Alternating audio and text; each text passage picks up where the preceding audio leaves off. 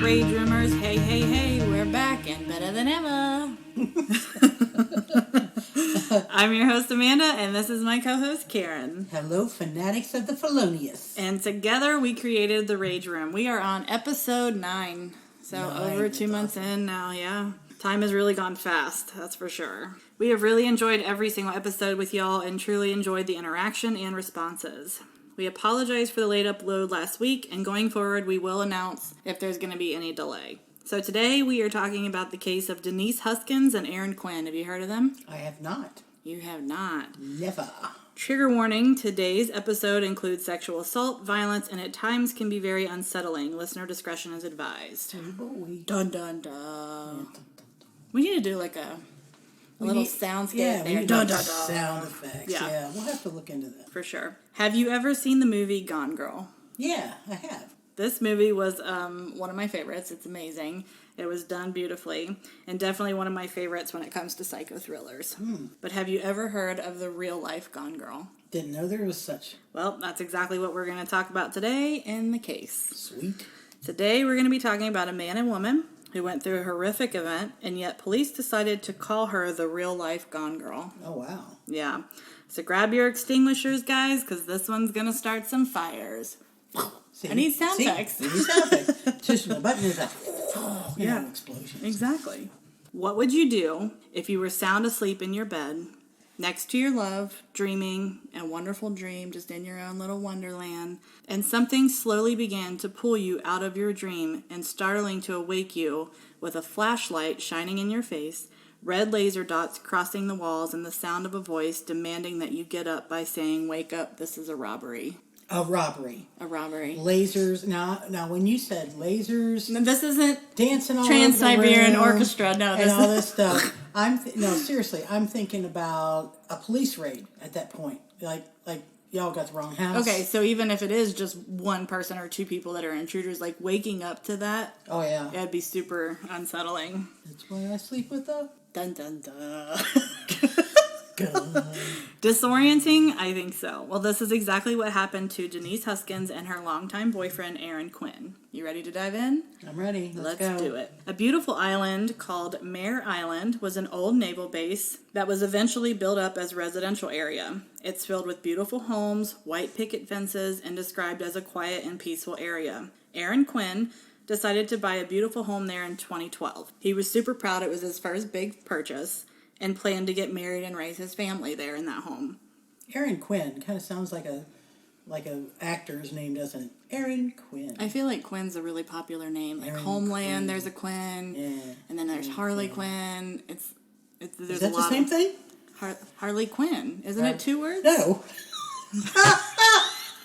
No. I thought it was 2 words. It's Harley Quinn. No, it's Harlequin. Is it really?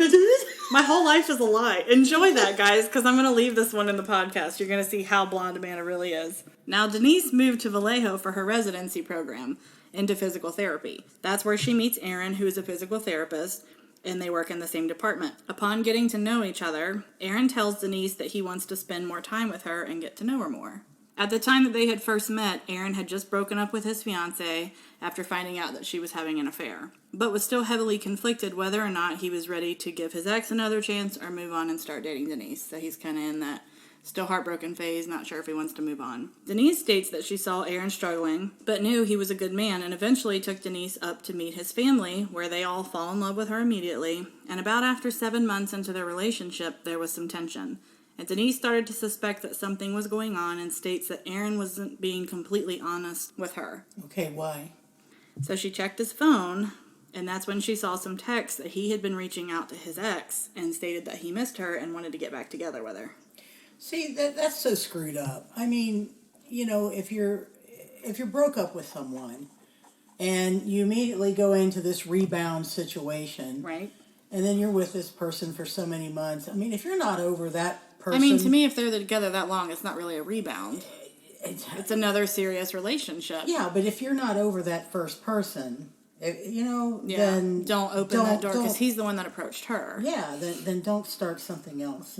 All you men out there, don't start something until you're ready, and women too. Yeah, don't start something until you're ready, because this is what happens. People get devastated and they get hurt. And that's exactly what Denise said, that she was absolutely devastated. She finally put her foot down with Aaron and said, look, I don't deserve this. And they continued to go back and forth for a couple weeks about the subject. So on March 22nd, 2015, Denise goes to Aaron's house because she wasn't really sure what she wanted to do, if she wanted to stay with him, if they wanted to break up, but she at least wanted to hear him out. Like, it's the mature thing to do, to go try to talk it out.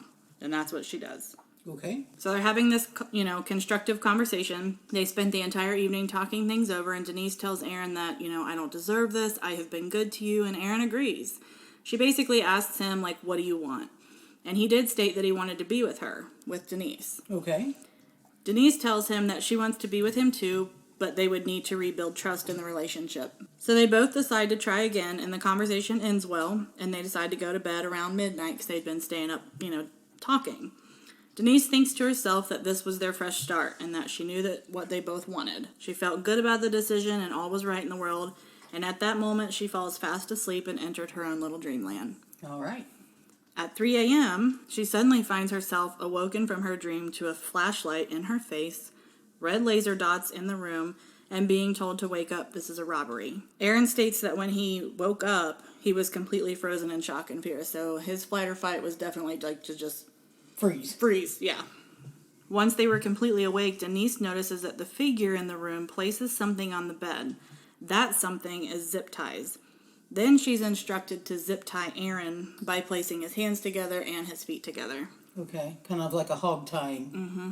Denise then kneels on the bed and begins to zip tie Aaron. And as she looks at him, she sees that he takes this big deep breath and just goes, oh my God, like reality has sunk in. Once she ties his hands and feet together, the figure comes over and says, good job. Now walk to the closet and keep your head down. Do not look up. As she walks by, she realizes that there's not only one person, but two in the room. Okay. The figure standing closest to the closet then ties Denise, and they also get Aaron and put him in the closet with her.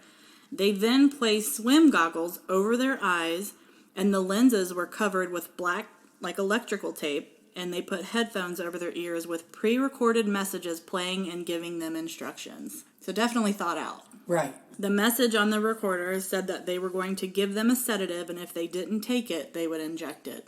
So they're in the closet, they've been taped up, they got these goggles on their eyes, and now they're listening to this message giving them all these instructions, and that we're going to inject you with medication if you don't take it. Getting pretty scary about this point. Mm-hmm. Then they tell Denise that they are going to move her to the router room.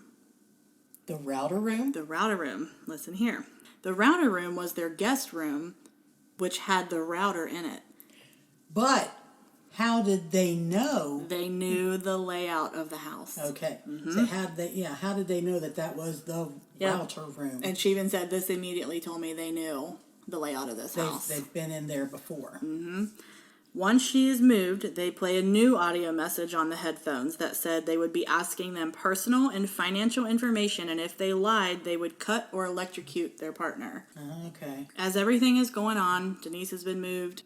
Aaron is in the closet, yep.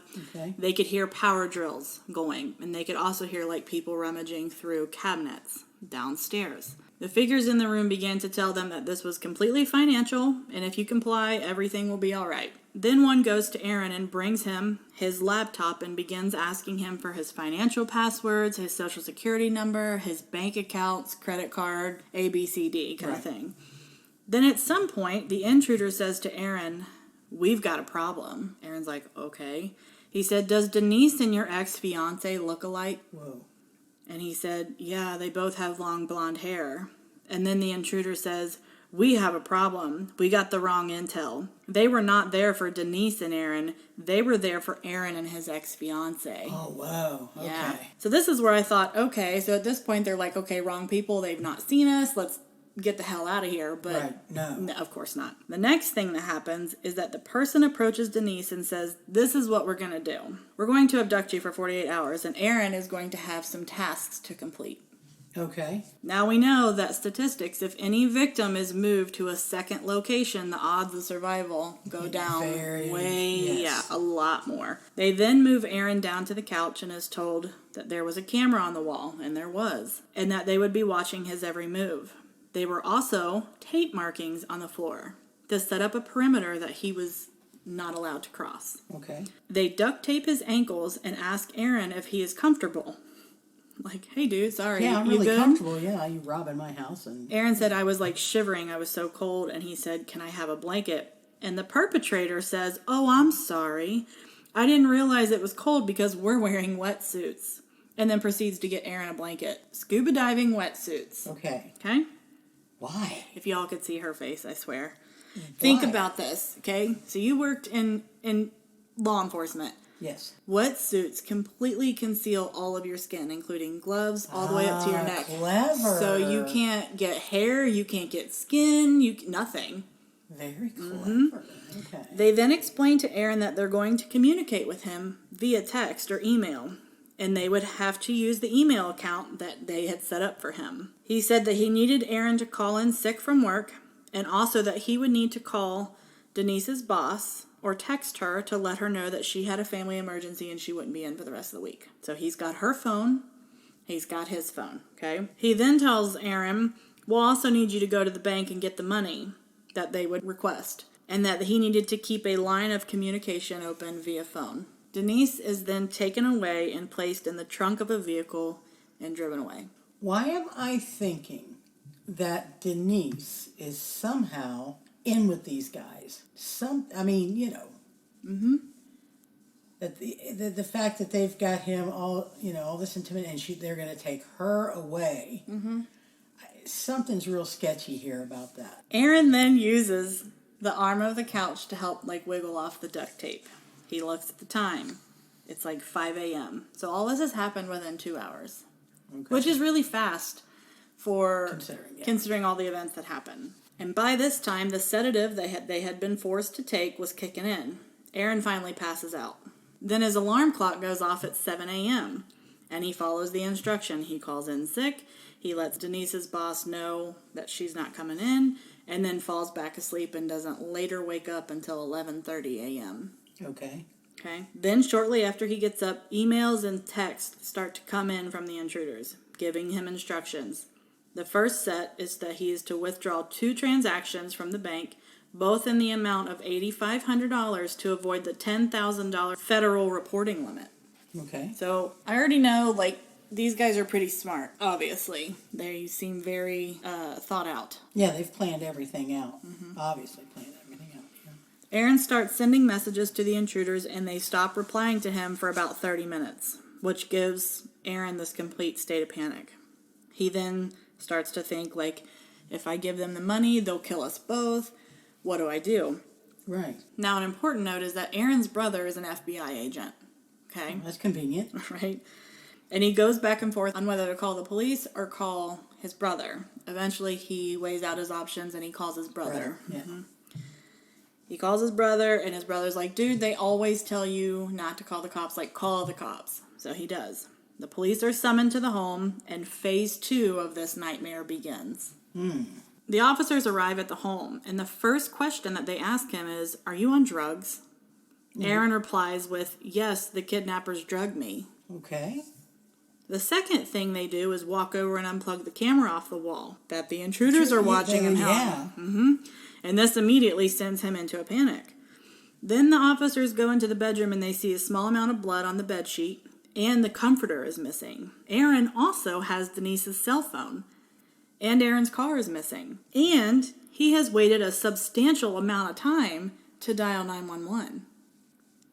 So their cops are kind of getting suspicious of So him. you can imagine what the officers are thinking right off the bat. Right. Aaron was then taken into the station for questioning. They then take his clothes and take DNA samples, and the interrogation begins, and is led by Detective Matt Mustard. What a name. Matt Mustard, huh? Yeah. Okay. I'm going to leave my comments to myself about this guy. Okay. The first question he is hit with is, explain your relationship with Denise Huskins. Then Aaron tells him about how she came over to the house so they could talk things over. They found out that he had been talking to his ex, and so things were a little rocky. Shaky, yeah.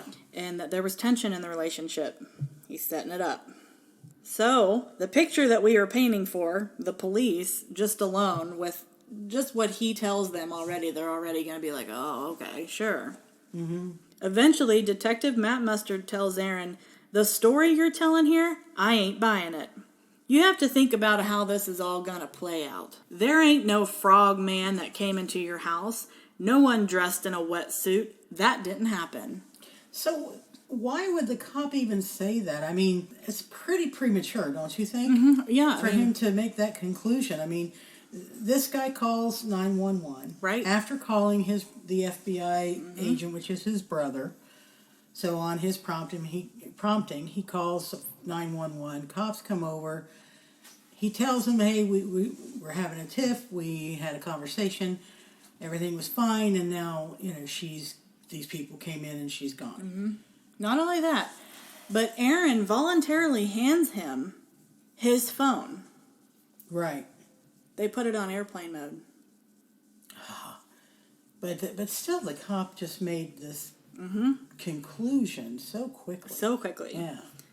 Then he leaves and comes back and starts to play good cop a little bit. And he goes, listen, I don't think this was done on purpose. I think that something happened accidentally, something that made you react, and now you've had to come up with this story. Then he goes on to ask Aaron if he's watched the Lacey Peterson story. I don't know if you know. Yes, familiar, yeah. Yeah, if viewers don't, we are going to do that case, so I'm not going to give you a ton of intel, but she was a pregnant wife that had gone missing. So I'm not going to give all those details, but yeah, they started comparing him to that case. The detective goes on to tell him that people looked at Scott Peterson and thought, he's a lying son of a bitch, and that's how people are going to look at you. Whoa. Mm-hmm. Frogman obviously didn't do it, so who did it now? Well, it's the guy I've been sitting here talking to tonight. So now I get out my puzzle pieces and I start figuring out, okay, how do I make this guy look like a monster? I don't want to do that ultimately. I'm looking for the truth. Oh, man. So he's trying to play him and trying to get some sort of a confession out of him, which he's not going to get. Yeah. Because this guy didn't do anything. Mm-hmm. That's what I'm thinking anyhow. So here we are. We already have police that aren't believing him. And he's telling him this didn't happen while Aaron's mind the entire time, this time is passing. Denise is gone. They have cut off communication. They've cut off the camera. They put his phone on airplane mode, which they never admit to, of course. And eventually Aaron decides to take a polygraph test. And this is how it goes. All right, Aaron, there's no question in my mind that you failed this test. And you failed it miserably. It's not even close. I did not do anything. Okay. I did. I'm pretty sure maybe you didn't. Maybe you didn't do anything. Maybe something happened to her that you didn't plan. I don't know. You tell me, but it can't start with 3 guys showing up at the house taking her away. That's not what happened. You know where she is. I don't know where she is. I want you guys to find her. I don't know where she is. I guess you need a lawyer. We're done.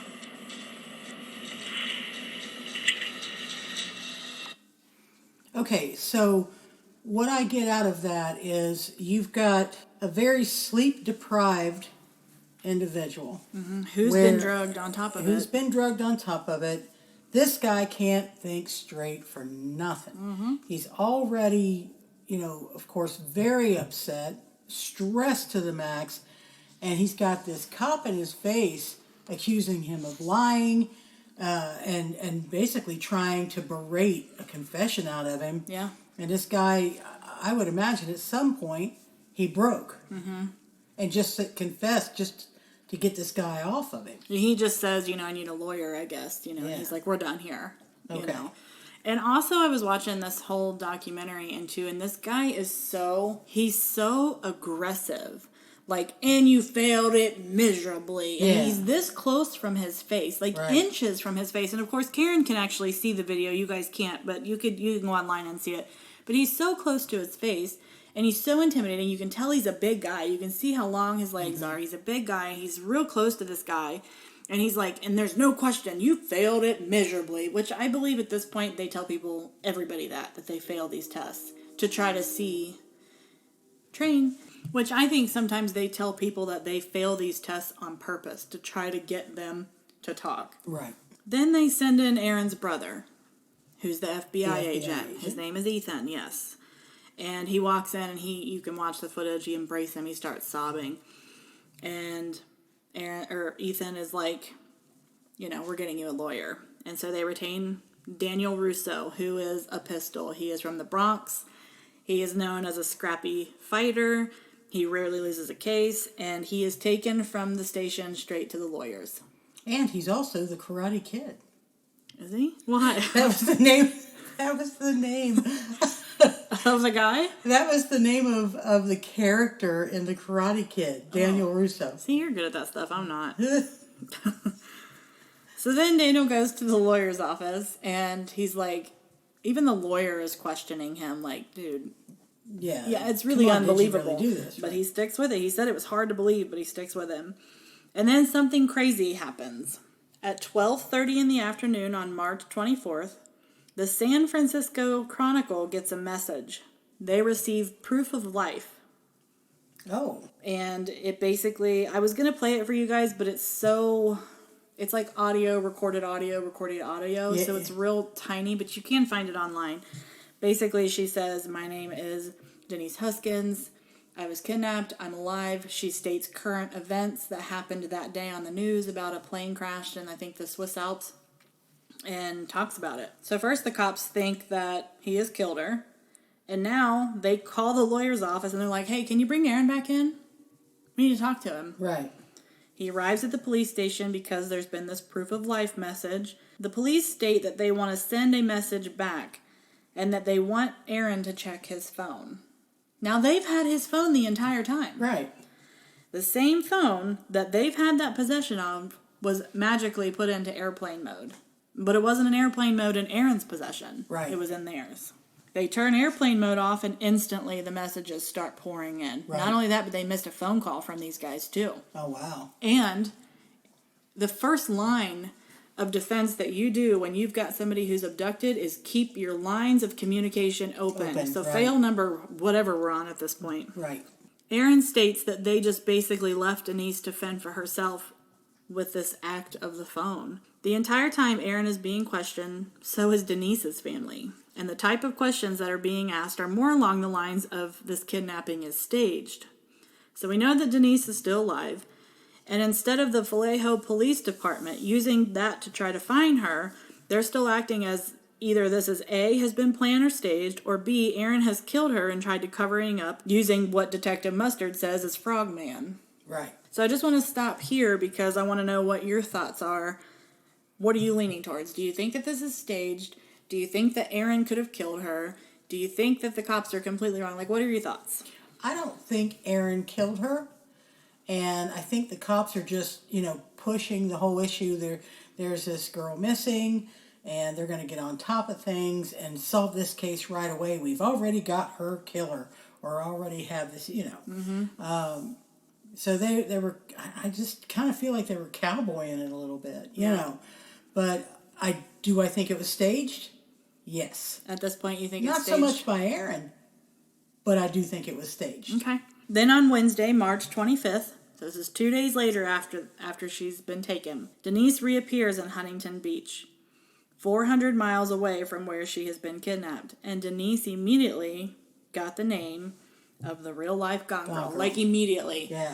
The headline, she showed up, is this real-life Gone Girl? It's all over the news. Basically, with the headlines, is it a hoax? Is it real? What happened? Yeah, but what is she saying? She just shows up. We're about to find out. She doesn't, she goes to the police.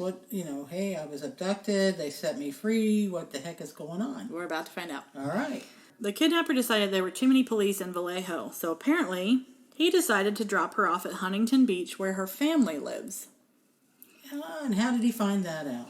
Apparently, the kidnapper put her in the car with tape over her eyes and sunglasses and drove her to Huntington Beach and lets her out of the car with her bags. They tell her that she is to get out of the car, count to 10, and that they would be watching to make sure she did it correctly. When Denise finishes slowly counting to 10, she takes off the glasses that had tape on them and realizes that she is alone in an alley. She then grabs her bags and begins walking until she sees a street sign that says Utica, which is the very same street that Denise grew up on. She began walking the same street that she had walked at least 100 times before. She also states that all she wanted to do was hug her mom and her dad and finally feel safe. But when she arrives at her mother's house, no one is home. She then sees someone working on the home, so she asks to borrow their cell phone to make a call. She calls her dad, who's in Vallejo, because she's been reported missing, and he doesn't pick up. She leaves a voicemail, and then she began walking to her dad's house, which is about a mile away. Okay. She goes to his house, and he isn't home. Denise then goes to the neighbor's house and asks to use the restroom. When she came out of the bathroom, there were 2 officers standing at the door, asking if she was Denise Huskins. Turns out her dad got the voicemail and immediately called Huntington police to go. I see. Okay. They immediately began asking her questions and also see that she had an overnight bag. They ask her, "I see you have a bag and belongings. How did you get it?" Denise replies, "They brought it with me. They knew it was my stuff." She begins telling them the same crazy story that Aaron had told them. They also ask her if she was sexually assaulted, and Denise says no. And all things considered, she said, "They treated me pretty nicely." They continued with questioning, and they tell Denise that she'll need to talk to the police. And Denise says, "Okay, but I would like to talk to my lawyer." Okay, all of a sudden, wait a minute. If she's the victim of a kidnapping, first of all, what kidnapper do you know that's going to pack you an overnight bag? They're gonna get in and get you and get out. Mm-hmm. You know, try to do it quick. They're not going to pack her an overnight bag. Exactly. Plus, why would she ask for a lawyer if she's the victim of a crime? At this point, Denise's cousin walks in, and she leaves with her cousin. That cousin is a lawyer. Denise and her cousin then drive to Vallejo Police Department, and Detective Mustard tells her lawyer that they will give immunity to whoever confesses first at this point. Like, let's just get it done. He's still, like, cowboying it, you know? Mm-hmm. Denise is taken back by the statement, as she has just been the victim of a kidnapping and is now considered one of the prime suspects. At this point, the FBI offers Denise a flight on their private plane, and her lawyer says absolutely not, and to make sure that she took a commercial plane to go directly from the airport to his office, because now she has retained a defense attorney. Okay. And while she is on this plane, the media has a frenzy with putting out the headlines that she wasn't cooperating with the police, that they had offered a plane and she refused, etc. Vallejo Police Department immediately go live with a press conference with Lieutenant Kenny Park, running point, and states that they have not heard from Denise and lost contact with her, and they no longer are in contact with the family members as well. So that's a short amount of time to be like, we lost contact, right? Yeah, that's really odd. Then he states, "And at this point forward, I will not refer to them as victim or witness. Police say that the kidnapping was a hoax." Then it became clear that the only people that they were investigating was Denise and Aaron. Okay. The Vallejo police also say in the press conference that Denise and Aaron owe the public apology. The whole conference they had while Denise was on this airplane, and had no idea what was going on until she arrives at her attorney's office. Oh. Suddenly, there's a new fear. The fear that the kidnappers are still out there and free, and the whole world is calling them liars. Moving back to the abduction now. We're going to hear Denise's side. Okay. Denise was put into the trunk of a car, and the man started driving.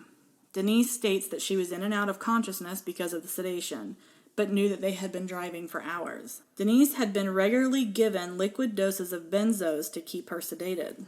Denise then says that she feels the car start to slow, and she knows that they have reached their destination. Denise says that at this point I was mentally preparing myself for a fight, and I knew that it would be a fight to the death. When the man appeared at the trunk and got her out, it was awkward, and they ended up falling. And he drug her into the garage and then threw a blanket over her and said he needed to go inside and clean. While she is laying on the floor, she is hearing him inside the house cleaning. So she immediately thinks that this is a mass murderer and he's cleaning up from the last victim before he takes on his next. Okay. Denise then makes a promise to herself right then and there that no matter what they do, no matter what they put me through, I am not going to beg and I'm not going to scream. If it is my last moments that I'm going to be living, I just want to stay calm and grateful for the life that I had. Interesting. So now we're going to fast forward back to Denise is at her attorney's office, okay? All right. So she is now telling the story to her defense attorney. And she states that there is something that she didn't tell police because she was instructed to not say anything by the kidnapper. One was that the man was in the Marines. Two was that she had been raped. The first day in captivity, the kidnapper tells her that we have this problem because this wasn't intended for you and was actually intended for Aaron's ex. I don't have anything on you to make you comply. So one of us is going to have sex with you, and it will be recorded to make sure that you don't go to the police. And if you do go to the police, we'll air it on the internet. So bizarre. I mean, even you're not going to air it on the internet with, well, unless they're being hidden in their frog suits. But just, it's so weird. Denise states that he acted remorseful and hesitant, like he didn't want to do it. Denise shared with him that she was molested as a child and that thinking that would be a small portion enough for him not to do it, but it doesn't happen. I don't think he was remorseful at all. No. If this is actually what happened. After that, he comes to her and says, the group looked over the video, and the video doesn't look believable enough, so I'm going to have to do it again. He told her that it needs to look consensual. He told her, you'll have to kiss me, you'll have to make it look like you're enjoying it, because you can't put a rape video out on the internet. Right. Okay? But a consensual one, you can. Okay. She goes on to say that she had to do things that she would do with Aaron, and she said it was a certain level of cruel torture. Okay. The next day, the kidnapper comes to her and tells her, we're going to release you. He woke her up around 2 a.m., sedates her, puts her in the car, and began driving to Huntington. When they arrive, he then tells her that your strength is admirable and wishes that I could have met you under different circumstances. Oh, God. Yeah. Will you be my girlfriend? Yeah, so now we know what happens when she's dropped off. Now we're going to jump back into the investigation. Denise and Aaron are being absolutely thrown under the bus, and the cops are in the public, and they're now calling them liars. And this whole thing was because she supposedly read and watched the movie Gone Girl and got the idea to make it happen, per se. All right. Not to mention now they're facing criminal charges. Right. Once Denise tells her attorney about what really happened, the attorney calls Vallejo to police department and asks them for a sexual assault exam. Now, mind you, this has all happened within 24 hours, so she hasn't even gotten a shower yet. Okay? Right. Vallejo police initially disregard that request and say, well, we'll call her tomorrow and see what happens. Oh, wow. And if that doesn't make you mad enough, the DNA evidence will significantly decrease, right? Right. For waiting even longer. And they specifically instruct her to sleep in her clothes and not to shower until after they speak with her. Now, I'm going to stop there because forcing a rape victim to stay in their clothes and not shower after not one, but 2 assaults Right. should be a crime in itself. Yeah. You know, if you've ever talked to a rape victim, the first thing they want to do is shower. Yeah, and yes, I have. And of course, Vallejo police eventually denied this claim, like that didn't happen. Denise then decides that she wants to talk to the police, and she goes in for questioning. They take a full 2 days for this. The first day was done by Vallejo police, and the second day was the lead agent of the FBI on the case. And this was not treated like victim questioning. This was treated like criminal questioning, to the point that the FBI agent would ask her multiple times about the details of the sexual assault. Like, what did his body feel like? What position did he put you in? What position did he put you in? Things of that nature. That's incredibly insensitive. Mm-hmm. I mean, insensitive isn't even the word for it. Yeah. Then they eventually get out of the questioning, and the lead prosecutor goes straight up to Denise's attorney and says, I'm 99.9% sure she's lying. And if you want to see that I'm right, you need to go watch the movie Gone Girl. It'll explain a lot to you.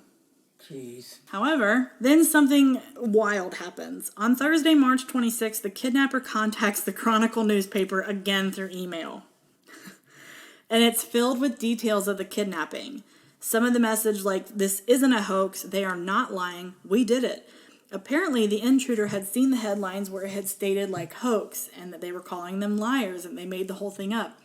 They compared themselves to the Ocean's 11 gentlemen criminals, and that they were sorry that it was the wrong person that they had kidnapped. They actually wanted to gain notoriety and credit. Either that or they were like defending the victim. Yeah. All of a sudden. But but because they want the attention, they want. Yeah. So then they say, basically we had the wrong person, but we still had to carry out the mission. This kidnapper was offended that the Vallejo Police Department got it wrong. Not only that, but they sent the email. They also sent photos as well. A squirt gun with a laser pen taped. Oh my God. The room which Denise was held captive, and they also claimed responsibility for crimes that had been done in Mare Island before. All right. Then Denise's lawyer received a 15-page manifesto on the details of her abduction, the details of her rape, and yet police still would not release those details to the public. Okay. They still believe they were lying. So my brain is going all over the place at this point. I told you it was twisty. because so my brain's going all over the place at this point because, in the beginning I'm thinking, yeah, she's in on it with these two guys and all of that. And then, we get into how they're interrogating her and all of that. And then how the actual so-called criminals themselves are wanting to take credit for all of this and saying that this happened and this is true. There's still this little part of me that is kind of like there's something still not quite right with this story. Okay? I'm setting this up for a reason. Because you were a cop. So I want you to think like a cop. This is why I would not let you read any details. Guys, she is completely blind reacting to this. All that she knows is that this was a Gone Girl case, that it was very similar to Gone Girl. And I set this up because I have a point at the end, okay? So a little less than 2 months later, 911 dispatchers receive a call about a home invasion on June 5th, 2015, in Dublin, California, with a very similar story. On that 911 call, they spoke of lights being flashed in their face. It was a husband and wife. They reported lasers being pointed at her. And it was basically the exact same thing, except this time, things go awry very quickly. The kidnappers tie up the wife, and after that, the husband lunges towards the attacker and starts beating him. The wife is able to slip away and go into the bathroom and call 911, while the husband and the intruder are fighting. Police have been dispatched, and they're on their way when the husband is hit over the head with a mag light, and the intruder gets away. All right. He suffered pretty good injury, too. However, during the struggle and after the intruder runs out, they realize that the intruder left a cell phone in the home. Okay.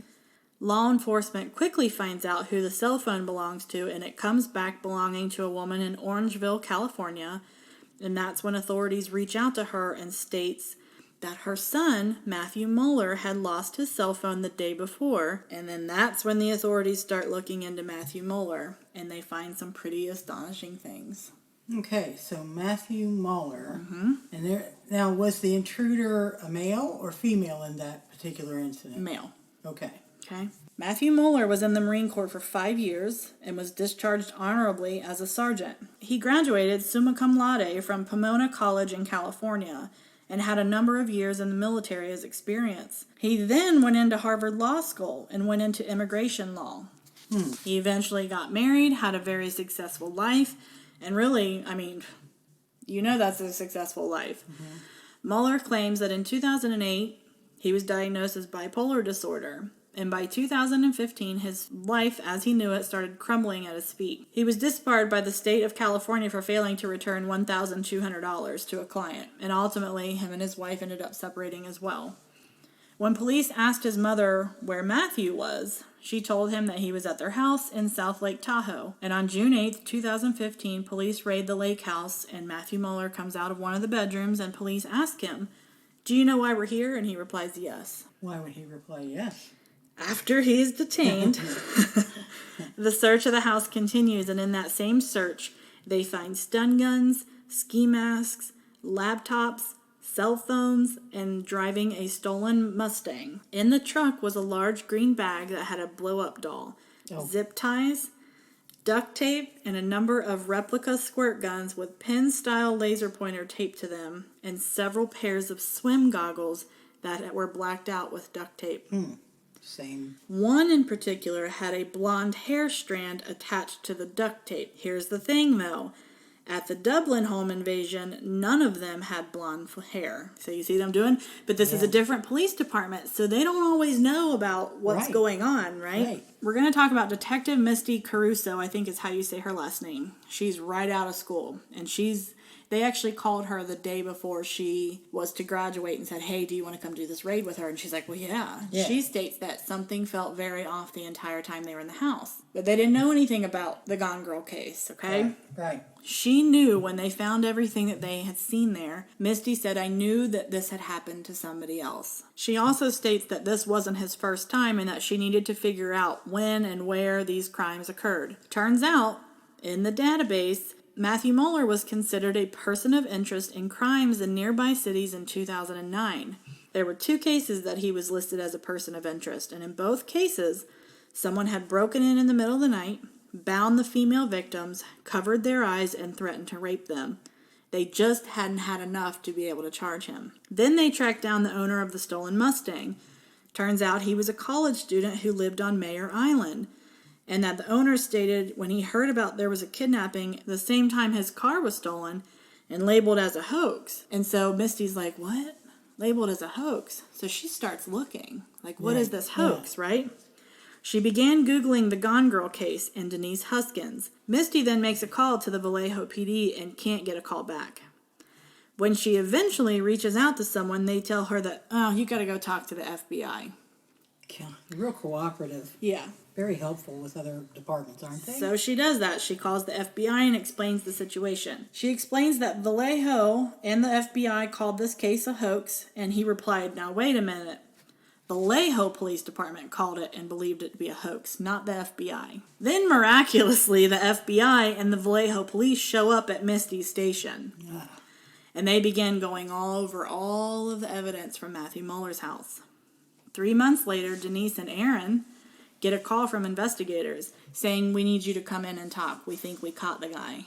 Oh, wow. Yeah. Can you imagine? Yeah. They found Aaron's computer at that house. And also the long blonde hair with the goggles. And they also found the car was used to transport Denise and that it had a GPS in it. And guess what was one of the addresses that were punched into that GPS? Utica Avenue, where she lived. Where she was dropped off. So it was typed in as East Utica Avenue, Huntington Beach. And that was where she was dropped off. Oh, wow. News breaks immediately and headlines are struck all over the world. July 13th, 2015. Denise, her lawyer, Aaron's lawyer, holds a press conference. And in that conference, he announces that they fully expect apologies from Vallejo Police Department. Yeah, absolutely. Yeah. Dan Russo and Doug Rappaport, the lawyers, stand at the mic and completely pummel Vallejo Police Department. And there's footage of it, and it's pretty phenomenal, honestly. Wow. Watching this press conference breaks my heart because when I was watching it, you can see her behind her lawyer, who's really become a family member to her safety net. Right. And you just see her lip quivering. She's just trying to hold back the tears like, here you go, mother effers. Like, I wasn't lying. Like, it's so real for her. Yeah, and, when you first started telling the story, and, of course, the whole Gone Girl bit, my mind is like automatically thinking, okay, somewhere this is a hoax. Somewhere this is like twisty. Yeah. Somewhere, somebody's in on it, like Denise, or maybe the ex-girlfriend is doing something to make this kidnapping happen, or she's involved, the ex is even involved somehow. So, but the fact that this really did happen, there really was a frog guy, and and he did all these things, and the laser pointers and all this. It's like, okay, but yeah, I mean, it's deceiving when I set it up the way that I did. Set it up the way you did. I set it up the way that Vallejo Police Department, and here's why. Too many times people get tunnel vision, right? And this is what's different about you, is you started questioning what really happened. You weren't just leaning to, oh yeah, he's guilty, or yeah, she's guilty. You knew something was off. Right? Because it is so unbelievable. But the fact that your gut still said something's off enough about this case that there's a portion of it that is believable. Right. Okay? Yeah, you first start believing that it could be some sort of a, thing with Denise and these two guys, But then you start getting more into the story. Yeah, that something doesn't feel right in my gut. It's like, maybe I'm wrong about that first assumption. So it deserves to be dug into even deeper. Which is what Vallejo police did not do and Right. why they failed. And that's why I set it up, is because it's not about what they did at first, because they treated him like they would anybody that's partner has gone missing. You're always a prime suspect, the person closest to you. However, when you've got somebody saying, I've been raped and we're going to refuse you a sex assault kit because you're so tunnel visioned into this, I got a problem with that. Yeah, same. I mean, I don't care even if you are in on it. Right.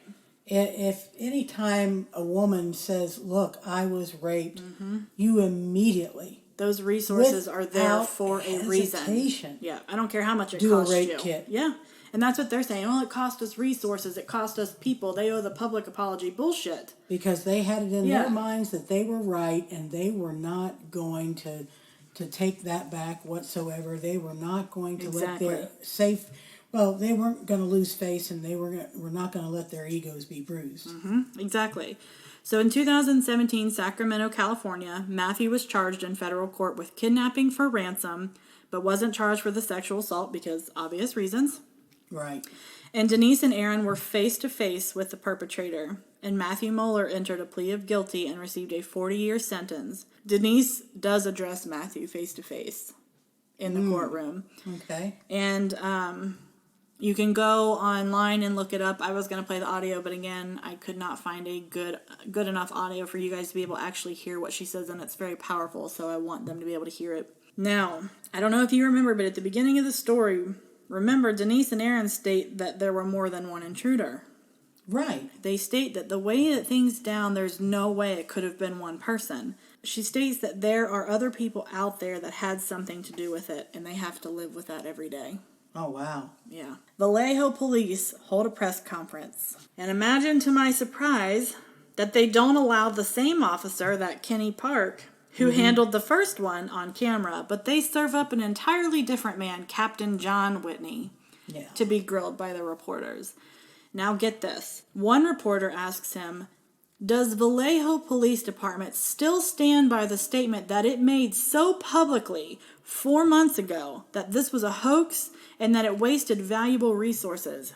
His reply, and I wrote it verbatim, yes, but we are also continuing to investigate. How is they're continuing to investigate? It's already been He's still investigated. saying, yes, I agree with what was said. We still think it was a hoax, even though it's been proven that, and this guy's been found guilty. We're still investigating. Yeah. She then asks, her rebuttal. She says, does the Vallejo Police Department owe this couple an apology? He said, we're going to evaluate that when the investigation is complete. And Jeez, what a PR man. And we can go from there, right? I mean, yeah. To this day, they still have not received a public apology from the Vallejo. No. And they never will. No. How many things did they miss? Aaron's phone. Okay? Yeah. Right there would have stopped it in its track when they saw that people were communicating with him from his phone. Okay? Right. They would have seen the messages. Then also they missed the phone call at 8:30 p.m. that night when he was in interrogation. Same thing. Seems like a lot could have been avoided from the very beginning had the police department done its job from the get-go. Aaron voluntarily gave up his phone. He voluntarily gave up his DNA. He gave a voluntary lie detector test. He did all of that, and none of it stopped them. And then to find out that they, placed the phone on airplane mode again, that's the part, it just chaps my ass. I know I've said it a couple times. Again, Aaron and Denise never receive a public apology from Vallejo police. Well, here's the thing, too, and if the police department sends out an apology and, or publicly apologizes, then it also leaves that police department open for lawsuits. Admitting wrongdoing and lawsuits. So I think that's why they just kind of, stuck to their guns on that and stuck to their word and all of that. And by any means, no means at all are we saying that, police officers and detectives and all are bad. And no, all we that. fully support the police. Yeah, but this is not about beating up on the police. No, this was a case that they dropped the ball. Period. But it does happen. Yeah. It does happen. They did receive a written letter by the department's lawyer, signed by the chief of police, apologizing, saying that they were harsh, And Aaron Denise ultimately sued the city and filed a civil rights lawsuit with a plethora of claims, including defamation, and settled on a $2.5 million agreement that each party acknowledges no wrongdoing. So they still would not admit they were wrong. They would rather pay somebody $2.5 million than to say, you know what, we screwed up. We messed up, yeah. That's an expensive pride right there. Then to make matters worse, the lead detective, Mr. Matt Mustard, who, in fact, was horrible in all of this, he was named Officer of the Year in 2015 that all of this happened. For what? Because he's the Officer of the Year. He's a good guy. For what? Yeah, exactly. Denise went on to write a book titled Victim F. Please go read the book. Support her. Buy it. Purchase it. Audio clip it. Whatever. Support her. She deserves it. And it is a deep, in-depth look of everything that she went through. Aaron and Denise go on to get married. They start a life together with a fresh start. Denise's lawyer was asked to officiate their wedding because they had become like family. Mm-hmm. And they also invited the lead detective that cracked the case, which was Misty. Mm-hmm. And, Aaron's lawyer as well. All of these people. It was a beautiful day. They talked about just everything was gorgeous. They also went on to have a little girl that was born the very same day that Denise was released from Matthew Muller. Wow. Yeah. Denise states that it was an incredible, rebirth coming full circle. Right. She also says that her and Aaron went through a lot of therapy after the events, and that she really struggled with feeling whole. Even though they were doing the work, she still felt like something, she still wasn't herself. And she they still wasn't whole. Found out who would have been helping Matthew. Nope. And she says, if there's anything that I want my daughter to know, it was that I had never felt whole again until she came into my life and she completed me. And so she made her whole again. And it was just, the fact that she was born on the day that Denise was released from her captivity was... Yeah, and in spite of all of the terrible things that this couple went through that night and days to follow and... I'm sure months to follow. The fact that in the end, they get married, they have this daughter, and, they're able to pick their lives up again and move forward and put it behind them. So that's a good ending. Yeah, so that's the case. Wow. Twisty. Yeah, it was twisty. And like I said, initially I wanted to think that, there's some conspiracy stuff going on, or the ex had set this up, or it was, Denise that might have set it up for some reason. And I was still thinking way in the back of my mind that maybe the ex had something to do with it. Yeah, no. Or maybe even Aaron himself and the ex had something to do with it. It could have gone a lot of different ways. Yeah. But the thing of it is, as you pointed out, you have to ask more questions. You can't just draw conclusions. Well, that's the way it is with anything in life, but especially with a case, any criminal case, where there's a victim and a perpetrator. You cannot draw conclusions just because you want to puff up your chest and say, I solved it, I cracked it. No, you've got to ask the questions, and you got to dissect it. Yeah. Keep looking, and then once you're done looking, look some more and look deeper. Yeah, absolutely. Don't be a Detective Mustard. Yeah, really, don't be Detective Mustard. Dig, dissect, look for other options. That's your job. Your job is, this is your answer. How many different case scenarios can I go about this? What could have truly happened? That's your job as a detective. So that's today's case, guys. I think we're going to actually go watch a movie, get some popcorn. But check out the book Victim F, as in Frank. And the reason, I will say, the reason that she wrote that was when they were written in the affidavit, they said, do you want to use your real name? And she said no. So he was Victim M, and she was Victim F, one for male, one for female. So that's why she titled her book that. But that's today's case. Y'all, if you will do me a favor and go on whatever platform you are, rate and review us to help the momentum of the podcast, that would be great. Also, stay tuned for next weekend when we'll be announcing our giveaway winners. Free money. Free winners. And I'm going to extend it, so if you have not entered, get on the Facebook page, the Instagram page, and the rules are listed there. So it's like follow, share, something. You know, your typical giveaway stuff. Yeah. So we definitely want to hear from you guys too. You know, what do you think of the podcast? I mean, what are some things that we could do to improve? You know, things that you want to hear. yeah, constructive criticism. Absolutely. Yeah, so write us, rate us, 5 stars. Wink, wink. No, I'm kidding. Yeah, seriously. Let us know if there's something you want us to cover, if there's something we can improve on. Other than that, we will see you next week. Same time, same time.